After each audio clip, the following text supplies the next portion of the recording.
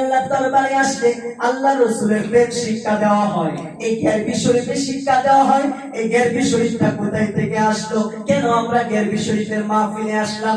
দুনিয়াতে তো কোনো মানুষ গেরবি শরীফের মাহফিল করে না, খালি ওলি আল্লাহর দরবারে কেন গেরবি শরীফের মাহফিল করা হয়? মনে প্রশ্ন জাগে কি জাগে না? জাগে কিনা?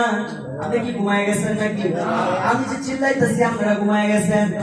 ঘুমায়েন না, কথাগুলো মূল্যবান বলতেছি। আমি ছোট্ট মানুষ, আমার এলেম নাই, আমার কামাল নাই, আমার আমলও নাই, কামালও নাই, কিছু নাই, আমার কিচ্ছু নাই, কিচ্ছু নাই, কালাম নাই। আমি কিচ্ছু বলতে পারতেছি না, কিন্তু চেষ্টা করতেছি। ওলি আল্লাহর দরবারে আসলে কিছু জানা লাগে না।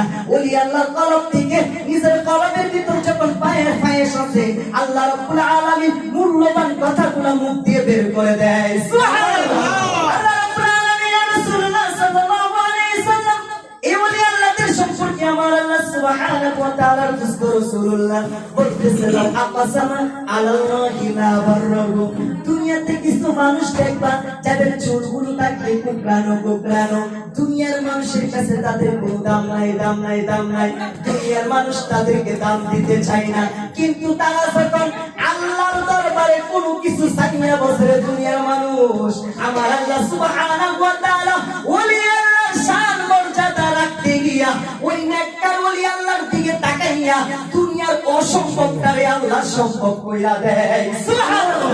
শুধু তাই নয়, কেন গেরবি শরীফ আমরা করি? গেরবি শরীফের মাহফিলে কেন আমরা আসছি?